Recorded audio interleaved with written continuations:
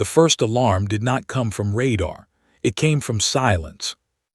One moment, every communication channel from Earth was alive, cargo manifests, weather data, news feeds, personal transmissions from families and friends going about their days. The next moment, all of it vanished. Not interrupted, not scrambled, just gone, as if someone had reached into the electromagnetic spectrum and torn out the thread that connected a planet to the rest of the universe. I was at my station aboard Luna Base, tracking a routine fuel delivery from the European Orbital Depot, when the displays went blank. My colleague Owen Clark looked up from his panel with a confused expression. He opened his mouth to say something. Then the observation window turned white. Not the white of sunlight, the wrong kind of white, the kind that comes from something being destroyed at very high speed. It bloomed outward in rings above the surface of Earth far below us, and then another bloom appeared further east, and then another, and the rings multiplied until the planet looked like it was covered in flowers made of fire. I pressed my palms flat against the console to stop my hands from shaking, and I watched. The impacts came in sequences, 7, then 12, then more than I could count. Kinetic projectiles dropped from orbit, no explosive charge required when the mass and velocity are high enough. They fell in patterns that told me they were targeted, not random, specific. The fires appeared over population centers, over power grids, over the network nodes that kept civilization connected. Owen was already on the emergency line, shouting coordinates and requesting confirmation from Earth Command. No confirmation came. The surface feeds were frozen. The emergency channels broadcast nothing but static. The only sounds in our station were the alarm tones and the sound of people trying to reach someone who could no longer answer. I sat down at my terminal and started recording. I did not think about it. I did not make a conscious decision. My hands moved on their own, pulling up every sensor output available, tagging each reading with a timestamp, capturing the frequency signatures of the weapons, noting the positions and vectors of the ships appearing on long-range radar. There were a lot of them, more than I could account for with any defensive theory I had ever studied. The fleet came out of a fold point above the southern hemisphere. The ships were enormous and built without a single curved line anywhere on them, angular, dense, gray-black against the stars. They moved in practiced formation, adjusting positions with the precision of something that had done this many times before. They did not rush. There was no urgency in their movements. That detail frightened me more than their size. Then the broadcast hit every frequency at once. Our systems translated it imperfectly but clearly enough. Species designation, human. Threat level, negligible. Planetary reduction, authorized. Estimated resistance duration, 72 hours. Owen read it off the screen twice without speaking. Then he said, quietly, that they had not called it a war, that they had called it a reduction. I did not answer him. I kept typing. Luna Base had 14 ships available at that moment, 2 cruisers scheduled for maintenance and 12 smaller vessels, a mix of frigates and civilian transports that happened to be docked when the attack began. Our base commander was a woman named Mara Sinclair. She was in her 50s, gray-haired, and had the kind of calm that is not natural but built through years of deliberate practice. She opened the command channel and said what needed to be said, without spending a single word on anything unnecessary. She said the base had no shielding capable of withstanding the weapons being used below. She said 14 ships against that fleet was not a battle. She said the only rational course was to move the ships, the personnel, and as much data as we could carry to a position outside the immediate combat zone, regroup, and preserve the capacity to make future decisions. Nobody argued. We moved. The 14 ships left Luna Base in a loose formation and pushed hard for the system's outer boundary. The alien fleet did not chase us. They were still occupied with Earth's surface. That told me something about how they thought of us. We were not worth the diversion of resources. We were irrelevant. a handful of stragglers too small to bother with. I sat in the rear compartment of the cruiser called the Gray Anchor and continued working. A young technician named Finn Harlow sat across from me, still in his base uniform because there had been no time to change. He watched me type for a while, and then asked why I was still recording when there was nothing left to protect. I told him I was not recording to protect anything. I was recording to understand. He thought about that for a long moment. Then he asked me to share the files. That was the beginning of something. Not a plan yet, not even close. Just two people in a metal ship flying away from a burning planet, choosing to look at the data instead of looking away from it. We gathered at an emergency rally point beyond the outer system. Commander Sinclair held a channel meeting across all 14 ships and gave a direct account of what had happened. She estimated the number of people on Earth's surface during the strikes in the billions. She did not soften that number or surround it with careful language. She gave it plainly and let everyone sit with it. Then she asked if anyone had anything useful to add. Eli Vance, the commander of one of the frigates, said one thing. He said that the fleet had classified humans as a negligible threat. He said he wanted to know how they had arrived at that number and whether the number was correct. Something moved through the channel silence after he said that. Not hope. It was too early for hope, but something harder than despair and pointed. I said I had data. Sensor readings, frequency captures, ship signature profiles, fold point coordinates, weapon timing sequences. I said I did not know what it added up to yet, but I had it and I would keep building it. Mara Sinclair told me to keep building. The meeting ended. 14 ships drifted in the cold dark at the edge of our ruined system, and the people aboard them made the kind of silent choices that people make when they have lost everything and have to decide what they become next. I looked at my data pad. I had hours of recordings, terabytes of sensor information, enemy frequencies, weapon signatures, fold point mathematics. I had lost my home. I had lost most of my species. I had lost everything familiar and warm and certain. But I had the numbers, and the numbers were the first step towards something the alien fleet had not included in its calculations. They gave us 72 hours. We decided to take 3 years. 3 years in deep space does not feel like 3 years when every hour is occupied. It does not feel long when you are working. It feels like a single held breath that stretches across seasons. Every hour of those 3 years was used. Every mind aboard every ship was pointed at one purpose, and that purpose was not survival. We had already survived. The question was what we were going to do with the survival. I need to explain how 14 ships became a force worth fearing, because it did not happen the way stories usually describe it. There was no single genius who solved everything.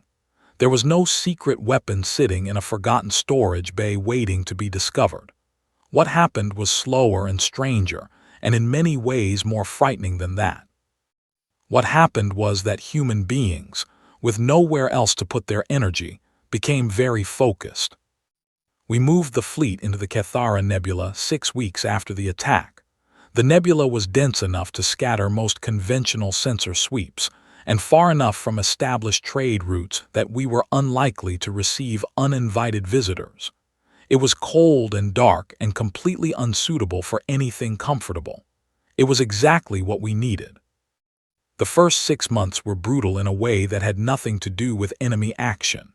We had 14 ships not designed for long-term habitation. We had roughly 900 people across all vessels. We had limited food synthesis, limited medical supplies, and a constant grinding awareness that the civilization that had built all of our tools, systems, and supply chains was gone. People broke, not everyone and not all at once, but it happened. There were nights, and in space a night is a choice, a decision to dim the lights on a schedule where the grief moved through the fleet like a physical thing. You could hear it in the comm channels. A question asked too quietly. A long pause before an answer came. A voice that started steady and then went rough in the middle of a routine report. I broke too. Once. I allowed myself one night in an empty equipment bay where I felt the full weight of what had been taken, and I did not fight it or redirect it or convert it into productivity. I just sat in it. It was the worst night of my life and also, in a strange way, one of the most important, because when it was over, I understood something I had not fully understood before. The grief was fuel. It was not something to be overcome. It was something to be converted. I was not the only one who came to that conclusion. I watched it happen across the fleet in different ways and at different paces, but the direction was the same. People stopped looking back and started looking forward, and the look in their eyes when they looked forward was not warm. Mara Sinclair formalized what was already happening informally. She called it the Prometheus Doctrine, and the name spread quickly because it fit. The doctrine was not a military strategy in the traditional sense. It had no front lines, no formal rules of engagement, no reliance on overwhelming numbers or conventional advantage. It was built on the assumption that we would always be smaller, always be fewer, always be working with less. Given that assumption, the doctrine asked a single question: what do you do when you cannot match the enemy directly? The answer the doctrine gave was, you do not try. Instead, you study. You learn how the enemy thinks, how they plan, what they expect, and what they cannot imagine. Then you act only in the spaces they cannot imagine.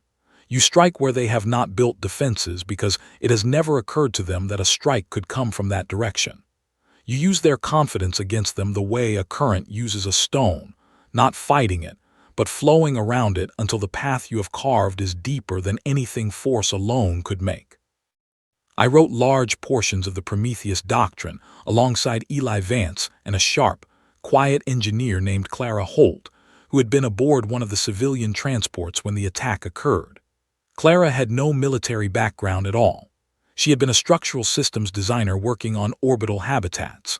What she brought to the table was a mind that thought in terms of load-bearing points. Find the single element that everything else depends on and focus your attention there. She was the one who identified the enemy supply chain as our primary target. She said their military power was immense and direct engagement would accomplish nothing. But their supply infrastructure, the fuel depots, the manufacturing stations, the ore transport networks that fed their shipbuilding capacity, that was a different kind of target. Disrupt the chain, she said, and the fleet becomes a very large, very expensive collection of metal sitting still. Finn Harlow had become our best signals analyst by the end of the first year. He had taken the raw data I collected during the attack and spent months dissecting it. He mapped the enemy communication protocols, identified the encryption patterns used for routine fleet coordination, and found a set of frequencies they broadcast on that they apparently considered too minor to protect carefully. Through those frequencies, we began to build a picture of their outer system activity, troop movements, supply shipments, patrol schedules. We also made contact with the Drawl. The Drawl were an insectoid species, highly intelligent, with a technological base nearly equal to the Vreth Empire that had conquered them. They had been absorbed into the Vreth Dominion 40 years before the attack on Earth. They were not slaves in the simplest sense. They were managed, constrained, their resources extracted, their development controlled, their expansion limited to corridors the Vreth permitted. They knew what had happened to Earth. They had been watching. A Drawl agent named Zeth made contact through the minor frequencies Finn had identified. The first message was brief and undecorated. It said, "We know what you are building. We want to help." The first 3 exchanges were cautious. We shared nothing critical. They shared nothing critical. Both sides were testing whether the other was real. Then Zeth sent us something that could not have been fabricated because it was too costly to fake. A complete layout of the Vreth Dominion's outer border defense network, patrol frequencies, station coordinates, the schedules of supply convoys moving along the 2 most critical logistics routes. The information was detailed, current, and confirmed against what Finn had already independently gathered from the open frequencies. They were telling us they were serious. I asked Mara Sinclair how we should respond. She thought for a moment and said we should tell them the truth, that we were not in a position to offer resources, protection, or guarantees. We could offer them exactly one thing: genuine partnership. Equal voice at every table where decisions were made. No hierarchy between the species.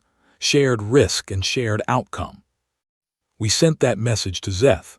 The response came back in under an hour. It said, "That is the first time anyone has offered us that in 40 years. The alliance had no name and no ceremony. It was built on information shared and trust built slowly over 6 months of careful cooperation. But it was real, and it mattered in ways we could not fully measure yet." Meanwhile, the fleet was changing. We had started with 14 ships in various states of repair. By the end of the second year, we had 23. 3 were built from salvaged components gathered at the edges of dead space stations. 2 were draw vessels operating under joint command. The rest were our original ships, refitted and improved far beyond their original design specifications. The weapons we built were not copies of Vreth technology. We had studied their weapons closely enough to understand the physics behind them, and we had deliberately chosen different approaches. Our systems were designed not to be the strongest in a direct confrontation, but to be the most unexpected in the specific environments where we planned to use them. Every piece of equipment we built carried Clara Holt's logic in its design. Find the load-bearing point and apply force exactly there. A navigator named Aaron Cole had joined the command group by year 2. He was young, younger than most of us, but he had a quality I had never encountered quite so purely in anyone else. He could hold an enormous amount of conflicting information in his mind at once and move through it without losing the thread. He became the architect of our operational timing. Every strike we planned had to unfold across multiple systems simultaneously, confusing the enemy picture of where we were and what we were doing. By the end of year 3, we were ready. Not comfortable, not confident in the way that comes from believing nothing can go wrong, but ready in the way that a door is ready to open, because everything needed to open it is finally in place. The Galactic Conclave had heard rumors of us by then. Our fleet had been sighted twice at the edges of monitored space, and both sightings had gone into Conclave intelligence reports under the category of unconfirmed. Several species had sent quiet inquiries through channels that were technically unofficial. An ambassador from a species called the Sealeth sent a single-line message routed to us through Zeth's network. It said, "We did not know you were still alive." I wrote back personally. I said, "Neither did the Vreth." They had given us 72 hours. What they had actually given us was exactly enough time to become something they had no framework for understanding. We did not begin with fire. That was the first thing the Vreth failed to anticipate, because fire was the first move every military force in recorded galactic history had ever made. Begin with fire. Begin with direct confrontation. Measure strength against strength. It was the expected move. It was also the one we had no interest in making. We began with logistics. On a single coordinated night, across 11 separate locations spread through the outer sectors of the Vreth Dominion, 7 fuel depot stations went dark. Not destroyed, not at first. Shut down. Our teams moved in under signals cover provided by Finn Harlow's frequency maps, placed precision disruptors on the power relay systems, and left before a single alarm triggered. The depots went offline silently, the way a candle goes out when someone removes the air from around it. The Vreth response to the shutdowns was exactly what we had modeled. They assumed equipment failure. The Dominion's outer border region was vast and lightly administered, and technical failures in remote stations were not unusual. Repair teams were dispatched. Investigations were opened. The administrative response moved at the pace of bureaucracy in a large empire, which is to say, slowly. By the time the repair teams arrived at the first depot, we had already moved to the second phase. Zeth's intelligence had identified the two primary ore transport routes that fed the Vreth shipbuilding facilities in the mid-sector. Every 30 days, a convoy of 12 freighters made the run from the outer mining stations to the central yards. The convoys were large, slow, and escorted by a small number of patrol ships. The Vreth had never considered them targets because no force in the Dominion's history had ever found value in attacking supply lines rather than military assets directly. Aaron Cole had spent 4 months planning the interception timing. He gave it the designation Operation Pale Ember. Our fleet dropped out of fold at the convoy's midpoint when the escort ships were at their maximum distance from the freighters, executing a routine sweep of the surrounding area. We had timed the fold exit to a 40-second window. We hit that window exactly. But we did not fire on the freighters. Instead, we broadcast a message on the convoy's internal frequency. The message was addressed to the freighter crews and said the following: "This is a human vessel. You have 48 hours to move your ships to the designated safe coordinates I am transmitting to you now. After 48 hours, this route becomes impassable. We have no conflict with transport workers. Leave, and you will not be touched." Then we broadcast the same message on the emergency frequency the escort ships were monitoring.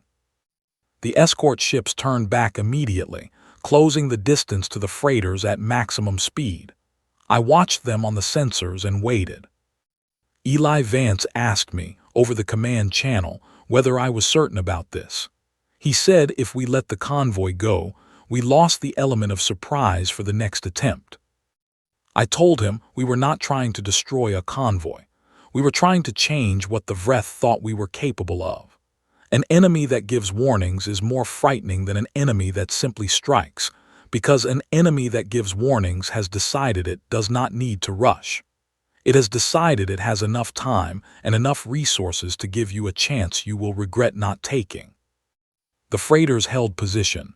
The escort ships surrounded them. For 18 hours nothing happened. Then, one by one, the freighter captains made their own decisions. The first to move transmitted a brief message on an open channel saying only that they were civilian contractors and had families. Then they moved to the safe coordinates I had transmitted. By the 36th hour, 9 of the 12 freighters had complied. The remaining 3, under direct orders from a Vreth military commander who had arrived on the scene, held their position. At hour 48, we deployed the route denial system that Clara Holt had designed over the course of 2 years. It was not a weapon in the traditional sense.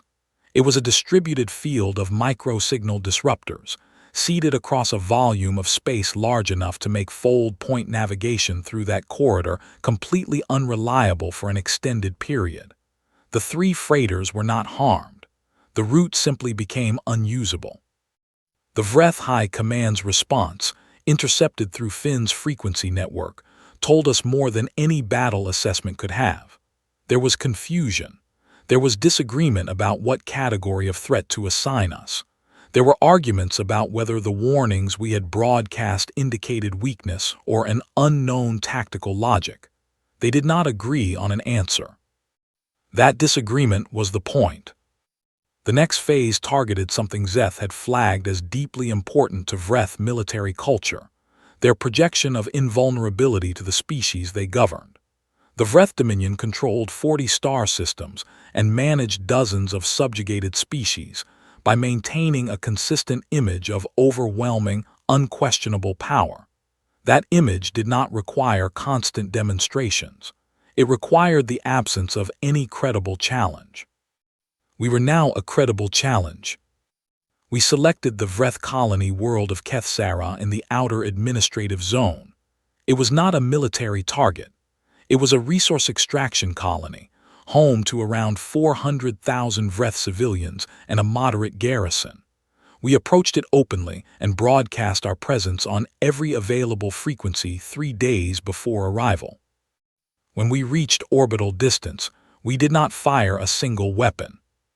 We established a complete sensor and communications blockade around the planet. Nothing left the surface. Nothing reached it. We then transmitted one message to the colony's administration, to the garrison commander, and simultaneously to every galactic conclave monitoring station within range. The message said, "This colony is economically isolated until the Vreth Dominion agrees to open communication with human representatives. No one on this surface will be harmed. No supplies will be interdicted, but nothing from this colony will reach the Dominion's trade network, and nothing from the network will reach this colony until the Dominion acknowledges our existence." The garrison launched a full-force attack within 6 hours, exactly what their training told them to do. We did not meet it in the way they expected. Aaron Cole had mapped the garrison's likely attack vectors based on the tactical patterns Zeth had provided. We moved through those vectors the way water moves around placed stones, not engaging directly, not retreating, simply refusing to be where the attack was aimed. We were never in the position they fired at. We were always somewhere else, and from those somewhere else positions, we continued to tighten the blockade. The garrison exhausted 30% of its fuel reserves in 4 hours of pursuit that caught nothing. Then they stopped. The Vreth High Command's communication traffic went sharply elevated after that. Finn tracked the surge and told me he had never seen a spike like it from a military command structure that was supposedly winning. A Vreth admiral named Kothvara was assigned direct authority over the human problem. His first action was to dispatch a rapid response fleet of 40 ships toward our last confirmed position. His second action was to broadcast a threat on open military channels warning that any species found providing intelligence to the human faction would face collective consequences. That threat told us something critical. They had figured out we had inside information. They did not know it was the drawl. They were not sure of anything except that someone had talked. The threat also went out on frequencies monitored by every conclave member species. The Sealeth ambassador Aura sent us a message through Zeth's network the same day. It said, "You have the attention of the full chamber. Half of them are frightened of you. The other half are frightened of what happens if the Vreth win." Kothvara's 40 ships arrived at our last confirmed position and found empty space. We had moved 2 days before they arrived, using fold coordinates Zeth had provided through a routing path that bypassed 3 known Vreth sensor arrays. The fleet searched for 11 days, found nothing, and returned to base. In those 11 days, we had sealed 2 more supply routes, established contact with 3 additional subjugated species, and mapped the entire defensive architecture around the Vreth home system. Operation Pale Ember ended with the Vreth Dominion's outer sector in a state of low, persistent confusion. Nothing was catastrophically damaged. No military force had been crushed. But the absolute certainty that had moved through their fleet like gravity, the belief that they operated in a space where no challenge was possible, had developed a crack. And cracks, given enough pressure applied at exactly the right place, do not stop at cracks. The plan for the final engagement had one rule above all others: the galaxy had to see it. Not because we needed witnesses for our own sake, but because the species of the Galactic Conclave had spent years watching the Vreth Dominion operate with total impunity, and they needed to see, with absolute clarity and in real time, what the consequence of that silence looked like when the bill finally arrived. We broadcast our approach to the Vreth home system on open frequencies 48 hours before we arrived, not to give them time to prepare. They had been preparing for months. We broadcast it because every conclave monitoring station in range would pick up the signal and every species with a receiver would know what was coming. Aura transmitted a brief acknowledgement. She said the conclave chamber had gone into emergency session the moment our broadcast was detected. She said they were debating whether to intervene. I said they are welcome to watch. She said nothing more, but the channel stayed open. Our fleet dropped out of fold at 17 points simultaneously around the Vreth home system. I want to be clear about what our fleet was by that point. It was not the 14 battered ships that had fled Luna Base 3 years earlier. It was 41 vessels, nearly half of which were captained and crewed by members of the 14 species the Vreth Dominion had subjugated over the past century. The Drawl had 3 ships in formation. The Sealeth had sent 2 observers who, on the day of the engagement, asked for permission to fight. I gave it. There were species in that fleet whose names most humans had never heard before, who had lived their entire lives under Vreth control and had never had a reason to believe that would change. They were there. They were ready. One flag flew on every ship, not a human flag. A new one, a design Finn Harlow had proposed and Clara Holt had refined, that none of the individual species had flown before. It meant nothing except, we chose this together. Vreth Admiral Kothvara opened a hail within 60 seconds of our arrival. I accepted it. He was composed. I will give him that. He looked at the sensor readouts on his end showing 41 ships positioned at 17 points around his home system, and his expression stayed professionally controlled. He spoke at length. He referred to humanity as a biological curiosity. He used the word primitive 3 times. He described our alliance with subjugated species as desperation, and said that desperation had a recognizable shape that always ended the same way. I let him finish completely. I did not interrupt once. Then I shared my screen with him. He saw the targeting data. He saw 41 ships with every system active and every targeting solution locked. He saw the combined fleet readiness report, not just the human ships but all of them, fully charged, fully crewed, fully committed. I played his own broadcast back to him, the one from 3 years ago. Species designation, human. Threat level, negligible. Planetary reduction, authorized. Estimated resistance duration, 72 hours. I let it finish. Then I said, you gave us 72 hours. I would like to give you 48. Move your civilian population to the designated safe coordinates I am transmitting now. Military vessels may stand down or evacuate to outer system coordinates. After 48 hours, we engage everything that remains. He said he would not negotiate with a dead species. I said, then pay close attention because you are going to have to update your records. The engagement began. Aaron Cole ran the tactical coordination from the Gray Anchor's command deck. He had spent months building a model of the Vreth home system's defensive layout, and the model was accurate. Every defensive station, every orbital platform, every patrol corridor mapped, and our engagement designed around one central principle. We were not there to demonstrate power. We were there to make them understand that their power had a ceiling, and we had found it. The Vreth launched their full defensive force within the first 10 minutes. It was enormous. Even accounting for the damage we had done to their supply capacity over the previous months, their home system defense was substantial. In raw numbers, they outmatched us considerably. Raw numbers were not what this engagement was about. Finn Harlow's signals team jammed the Vreth fleet command frequencies at the precise moment their defensive force reached maximum deployment. Not a full blackout, a surgical interference that disrupted only the fleet-wide coordination channels while leaving individual ship communication intact. It was a capability he had been developing for 2 years, designed specifically for this moment. Kothvara could still talk to his ships. He just could not talk to all of them at the same time, in the organized way a coordinated defense requires. Their formation fractured into segments. We did not try to defeat each segment. We simply moved.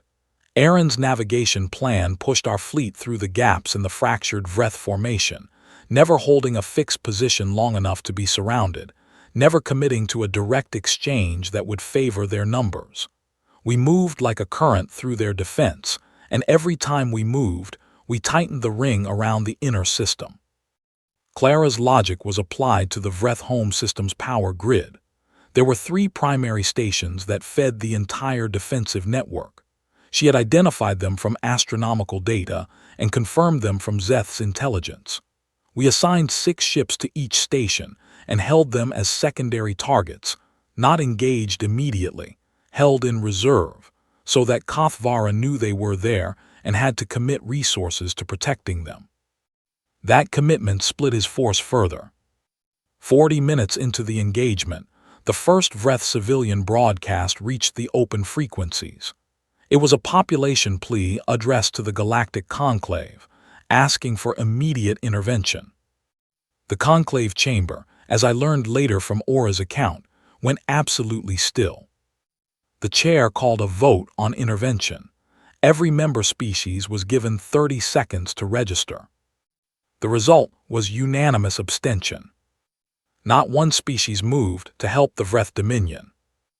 I heard the result over Aura's open channel and allowed myself exactly 2 seconds of stillness before returning to the command screens. Kothvara opened a hail again at the 90-minute mark. The control in his voice was gone. He asked what we wanted. I told him what we wanted had not changed. Civilian evacuation to safe coordinates, military vessels standing down or withdrawing.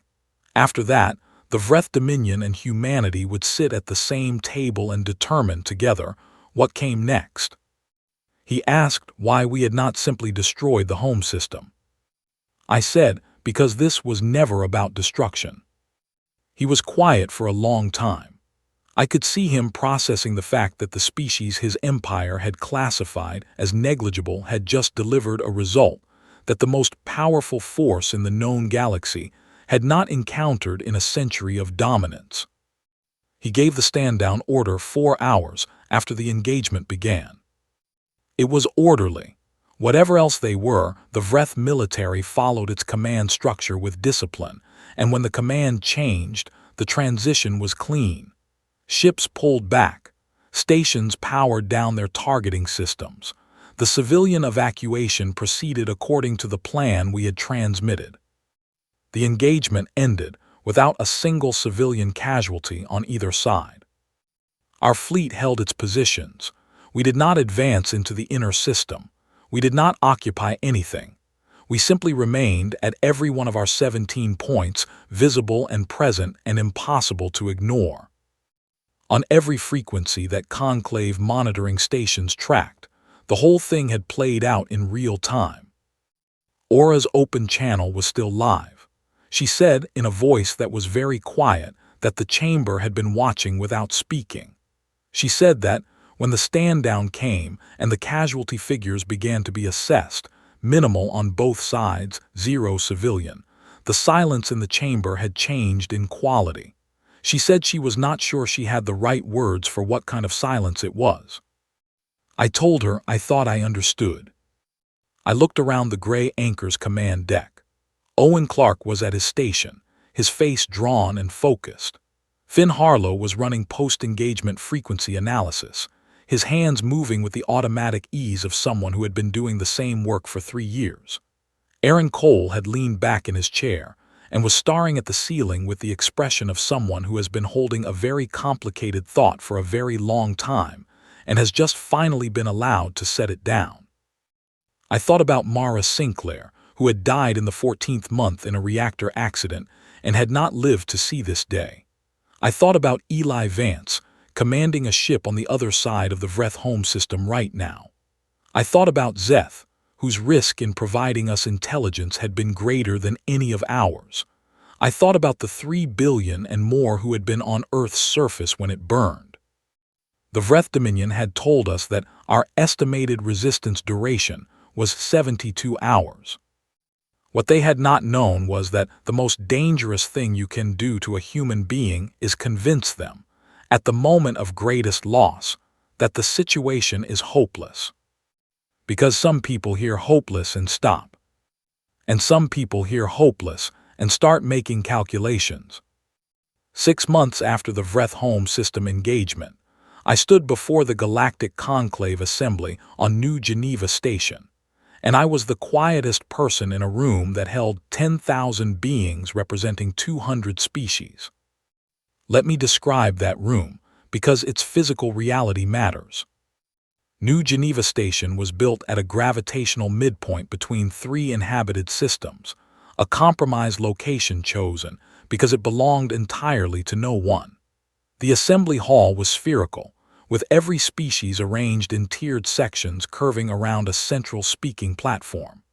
The air was managed to accommodate dozens of different atmospheric requirements at once, which gave it a slightly metallic quality.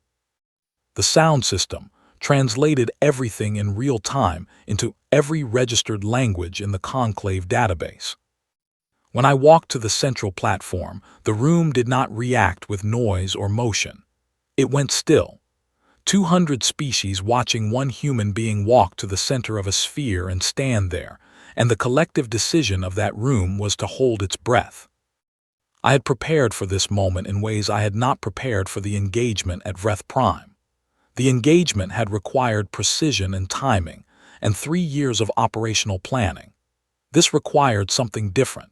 It required me to say things that were true in a room full of beings who had made choices that mattered, and who needed to hear those truths clearly and without the kind of anger that makes it easy to dismiss what you are hearing. I did not come to make them afraid of us. I had already done that, whether I intended to or not. I came to make them responsible. I began by telling them what they already knew, that humanity had survived, that we had spent 3 years in the dark building a force and an alliance from nothing, that we had engaged the Vreth home system's defenses, ended the engagement with minimal casualties on all sides, and delivered a clear political outcome. These were the facts of what had happened, stated plainly. Then I said what they did not know I knew. I told them that before the attack on Earth, a Vreth diplomatic transmission had passed through the Conclave's information exchange, a transmission in which the Dominion notified the Conclave of its intentions toward a species designated as non-member. I told them I had the timestamp, the routing signature, and the access logs showing which member species had received and opened that transmission before the attack took place. The silence changed. 200 species in a spherical room, and the silence shifted into something with a different texture, heavier, more careful, the kind of quiet that comes when a large number of beings simultaneously decide to stay very still. I said I was not there to prosecute anyone. I was not a court. I did not have the authority to determine guilt or assign consequences for what had been a political decision made by sovereign entities. But I said that decision had allowed the deaths of more than 3 billion people. And I said the moral reality of that choice did not disappear because it had been made quietly and could not be formally adjudicated.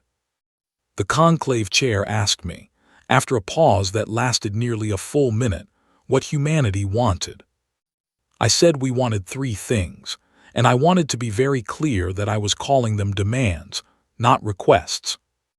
The first demand was formal recognition of humanity as a full conclave member with equal standing, effective immediately, with no probationary classification and no membership tier below that of any existing member species.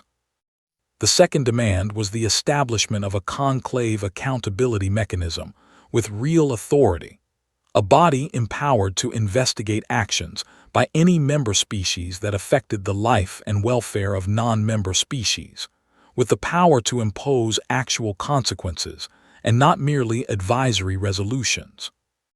The third demand was the immediate and formal recognition of the 14 species that had allied with us as full conclave members, with the same standing we were requesting for ourselves. That third demand changed the atmosphere of the room more than anything else I said.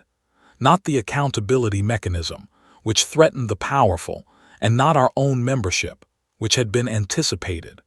The demand for the 14 subjugated species to receive equal standing was not what anyone had prepared for. I explained why I had made it. I said that humanity had survived because those species had helped us. I said the help they gave was not given out of desperation or because they had no other choice. It was given because they saw in us, perhaps for the first time in their long experience of the galaxy, a power that was willing to treat them as partners rather than resources. I said we intended to honor that, and that our own membership was worth nothing to us if it was achieved at the expense of the people who had made it possible. I stopped speaking. I had said what I came to say, and I was not going to add to it or soften it or explain it further. The Sealath ambassador Aura rose from the Sealath section. She was tall and angular-faced, and she stood very straight in a way that communicated something clear even across the species barrier. She said, "The Sealath delegation seconds all 3 demands as presented and calls for an immediate vote." The room responded. Not with noise. That is the part I have tried to describe to people since and never quite managed to capture. It did not respond with applause or outcry or argument. One by one, across the tiered sections, individual delegations rose. Some species rose as full groups. Some sent a single representative forward. The 14 species who had fought alongside us rose together in a coordinated movement that told me they had planned it in advance, that they had talked among themselves, and decided they would do this no matter how the room felt about it. The vote was called. Recognition of humanity as a full conclave member, passed. Establishment of an accountability mechanism with enforcement authority, passed with 11 abstentions. Recognition of the 14 allied species as full conclave members, passed. The conclave chair recorded the results and announced them in the formal language of the body. When it was done, I was still standing on the central platform, and the room had gone quiet again, but in a different way. The kind of quiet that comes after something has shifted permanently and every being present knows it. I had one more thing to say that was not part of the demands. I said I wanted to speak briefly, not as humanity's representative, but as an individual who had been at Luna Base 3 years ago and watched the planet below him burn. I said I understood why the conclave had made the choices it made. I did not mean that the way people mean it when they want to soften a criticism. I meant it factually. The conclave was a structure built to manage relationships between species who each had their own interests and their own fears, and their own reasons for wanting the powerful to remain at a distance from their borders. Humanity had not been a member. Humanity had not been, from the conclave's perspective, a relevant factor. The math of that position was coherent. I said the problem with coherent math was that it did not account for what it felt like to be on the other side of it. I said that 3 billion and more people had been on the other side of that math, and they had not survived to express an opinion on it. I said I was not asking the conclave to carry that as guilt, because guilt was not what I needed from them. I was asking them to carry it as memory, as a weight that stayed present in every decision made in this room going forward. Not as punishment, but as ballast, the thing that keeps a structure from drifting too far from the truth of what it exists to do. I said the conclave existed, in theory, to protect the right of every species to exist and develop without being reduced by the power of its neighbors. I said humanity was willing to work within that structure, to strengthen it, to be a voice and a force within it for exactly that purpose. But I said we would also be watching. Not as a threat, as a function, as the thing that a near extinction changes you into, whether you want it to or not, a species that can never again hear the word negligible without knowing exactly what it costs. I stepped back from the central platform, or across the room to meet me. She was followed by the representatives of the 14 allied species, moving in a loose group toward the platform from their respective sections. Behind them, several other conclave members who had not spoken during the session began to move as well, quietly, without ceremony, crossing the floor to be present in a way that meant something even without words. I stood in the center of that gathering and felt the weight of the moment in a way I had not felt the weight of the engagement or the years of planning or even the night I sat in the equipment bay and let the grief move through me.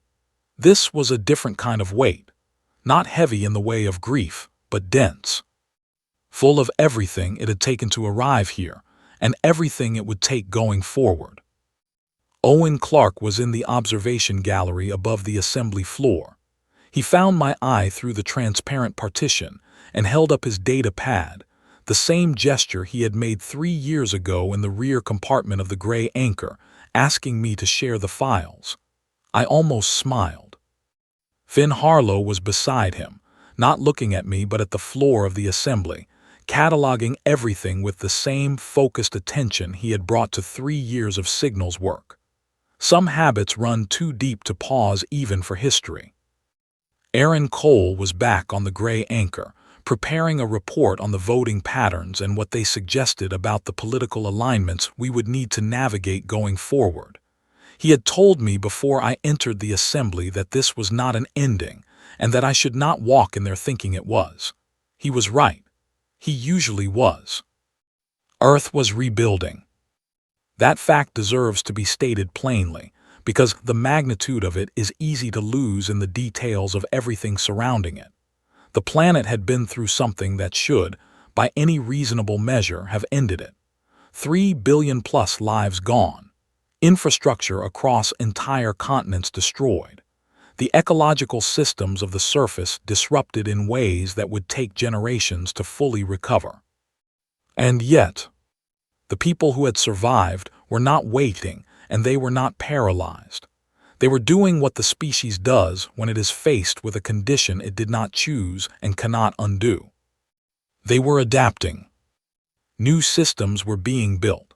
Not replicas of the old ones, but something more durable, more distributed, designed by people who understood exactly what a centralized infrastructure looks like when someone decides to target it from orbit. The agricultural networks were different. The power grids were different.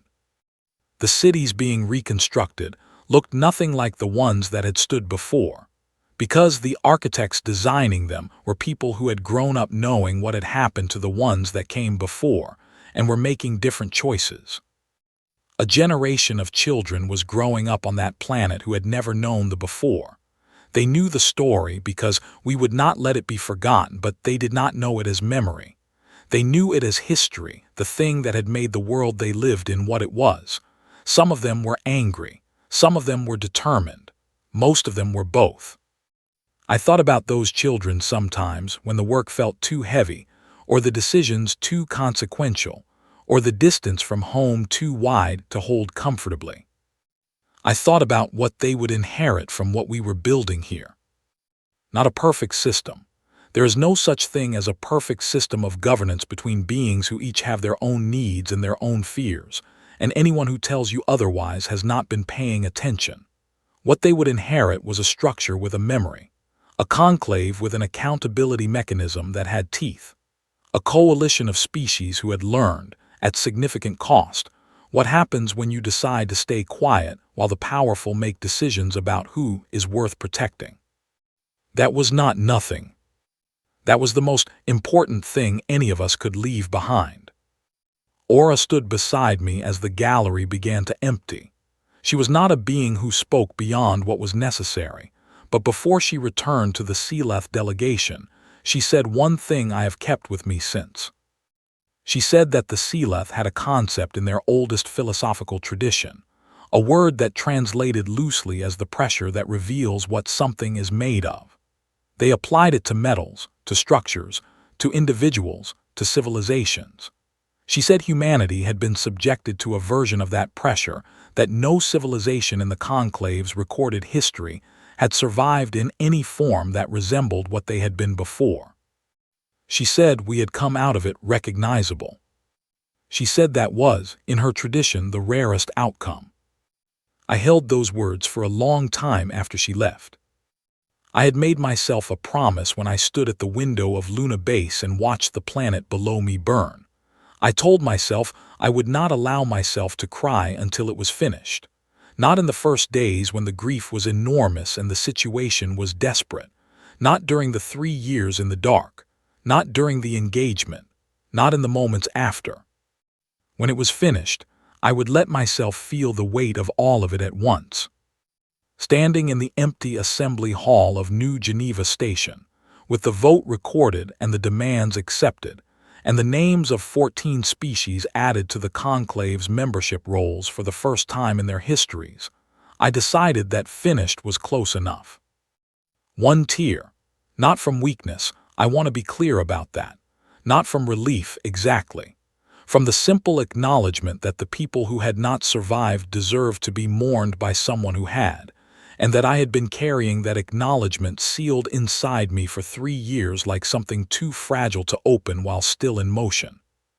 I let it fall. Then I picked up my data pad, opened a channel to the gray anchor, and told Aaron Cole to begin preparing the agenda for humanity's first official session as a full conclave member. He asked me how the speech had gone. I said it had gone the way things go when they are true.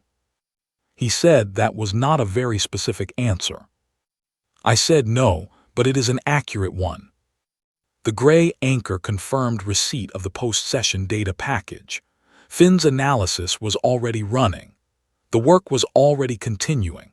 The galaxy had watched us arrive in this room and make demands and receive them, and now the harder, longer, less dramatic work of making those demands mean something real over time was beginning. They had burned our world to silence us. What they had created instead was a species that had learned, in the hardest possible way, what it cost to go unheard. We were heard now, and we intended to make sure that every civilization that might one day find itself classified as negligible by something larger and more powerful than itself would be heard as well. Not because we were heroes. We were not heroes.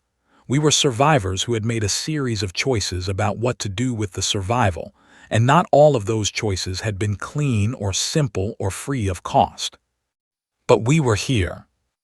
And in the end, being here, standing in the room, speaking plainly, refusing to be reduced to a footnote in someone else's history, that was the point. That had always been the point.